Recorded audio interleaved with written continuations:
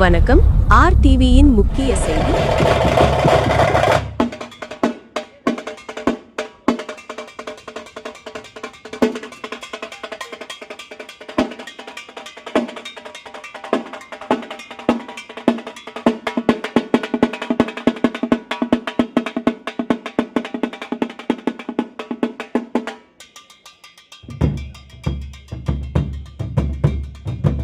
ಇಂದು ಮಾನ್ಯ ಶ್ರೀ ವಿ ಸೋಮಪ್ಪ ಅವರು ರೈಲ್ವೆ ಸಚಿವರು ಊರಿಗಂ ರೈಲ್ವೆ ನಿಲ್ದಾಣದ ನವೀಕರಣ ಉದ್ಘಾಟನೆಗಾಗಿ ವಿಶೇಷ ರೈಲಿನ ಮೂಲಕ ಆಗಮಿಸಿದ್ದರು.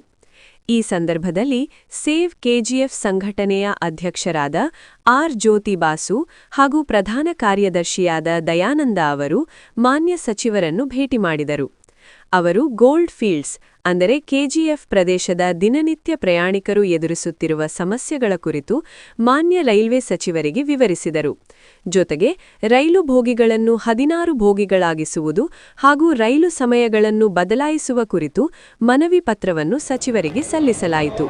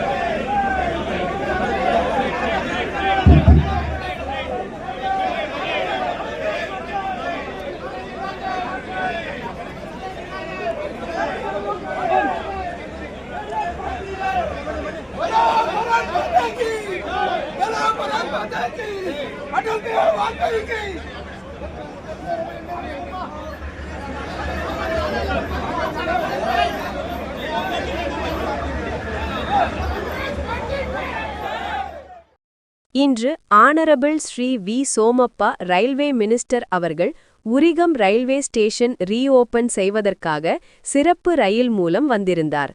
சேவ் கேஜிஎஃப் பிரசிடென்ட் ஆர் ஜோதி பாசு மற்றும் Dayananda general secretary honourable minister அவரிடம் தங்கவயல் தின பயணிகளின் கஷ்டங்களை எடுத்துரைத்தார் மற்றும் ரயில்வே கோச்சிகளை 16 கோச்சிகளாக மாற்றவும் மற்றும் ட்ரெயின் டைமிங்களை மாற்றவும் அவரிடம் விளக்கிக் கூறி மெமோராண்டம் கொடுக்கப்பட்டது.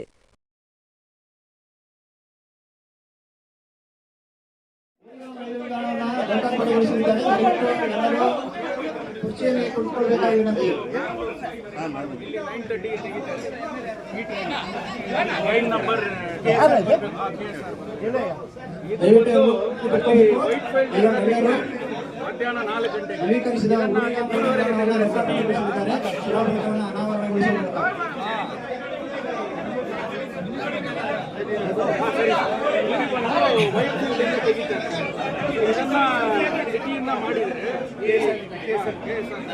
ಇದನ್ನು ಸಿಟಿಯಿಂದ ಮಾಡಿದರೆ HAL ಮತ್ತು BHL ಡೈಲಿ ಟ್ರಾವೆಲರ್ಸ್ ಬೇಗ ಬರೋದಕ್ಕಾಗುತ್ತೆ. ಮತ್ತು ಇಲ್ಲಿ ಆವಾಗ ರೈಲ್ ಕೋಚನ್ನು ಕಡಿಮೆ ಮಾಡ್ತಾರೆ ಸಿಟಿಗಳನ್ನು. ಸೊ ಅದು 18 ಇದ್ದರೆ ಡೈಲಿ ಟ್ರಾವೆಲರ್ಸ್ಗೆ ಅದು ಉಪಯೋಗ ಆಗ್ತದೆ. ಮೇಮೋ ನೋಡಿ ಅಣ್ಣ ಕೊಂಚ ತೆರಲೆ ವಾಣ ಅದನ್ನೇ ಹಾಕಿದರೆ ಸಾಧ್ಯ ಇಲ್ಲ.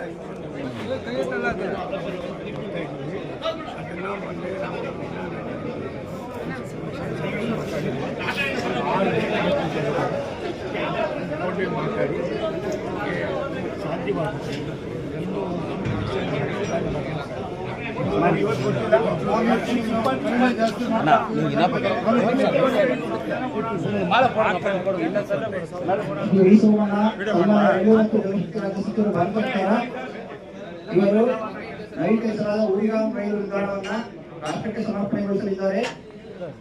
ಈ ಕಾರ್ಯಕ್ರಮಕ್ಕೆ ಅಧ್ಯಕ್ಷರು ಮಾನ್ಯ ಅಧ್ಯಕ್ಷರು கர்நாடக கர்பூச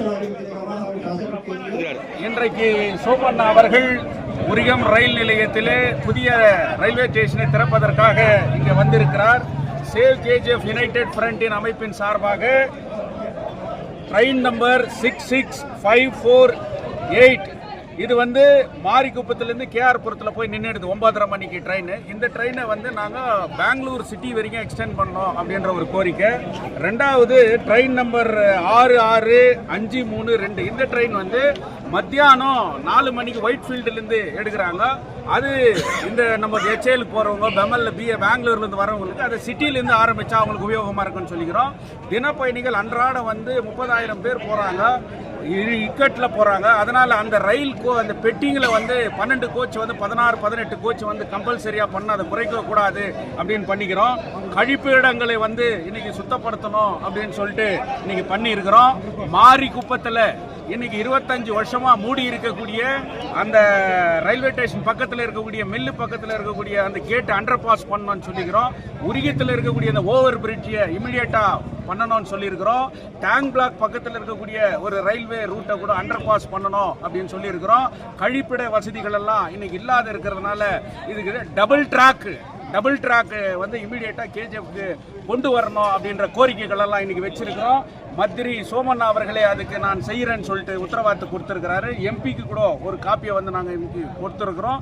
இந்த நிகழ்ச்சியில் சேவ் கேஜிஎஃப் வந்து எப்பவுமே வந்து அரசியல் செய்வதல்ல, சேவ் கேஜிஎஃப் வந்து மக்கள் நலனுக்காக, மக்கள் பிரச்சனைகளுக்காக அந்த அரசாங்கத்திடம் கோரிக்கைகளை வைப்பது தான் எங்களுடைய முக்கியமான கோரிக்கை.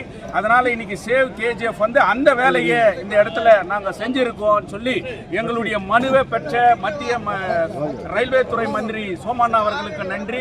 மாவட்ட எம்பி மல்லேஷ் பாபு அவர்களுக்கும் நன்றி. இந்த நிகழ்ச்சியில் ரூபகலா சசிதர் எம்எல்ஏ மேடம் கூட இன்னைக்கு கலந்துக்கினாங்க.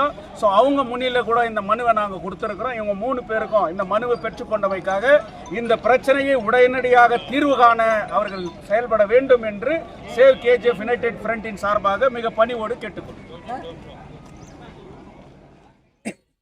ಈ ದಿನ ನಮ್ಮ ರೈಲ್ವೆ ಸಚಿವರಾದಂತಹ ಸೋಮಣ್ಣ ಅವರು ಹಾಗೂ ನಮ್ಮ ಸನ್ಮಾನ್ಯ MP ಸಾಹೇಬರ ಮಲ್ಲೇಶ್ ಬಾಬು ಅವರು ಇವತ್ತು ರೈಲ್ವೆ ಟಿಕೆಟ್ ಕೌಂಟರ್ಗೆ ಚಾಲನೆ ಕೊಟ್ಟು ಬಂದಿದ್ರು.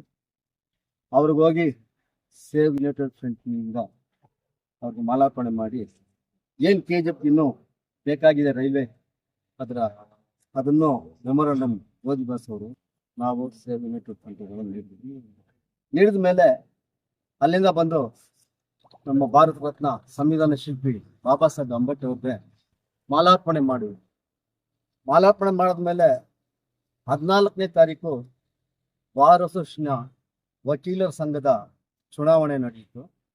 ಆ ಚುನಾವಣೆಯಲ್ಲಿ ನೇರ ದಿಟ್ಟ ನ್ಯಾಯ 11 ಮನದಟ್ಟು ಮಾಡಿಕೊಂಡಂತ ವಕೀಲರುಗಳಿಗೆ ಮೊದಲು ನಾನು ಅವ್ರಿಗೆ ಧನ್ಯವಾದಗಳು ತಿಳಿಸ್ತೇನೆ.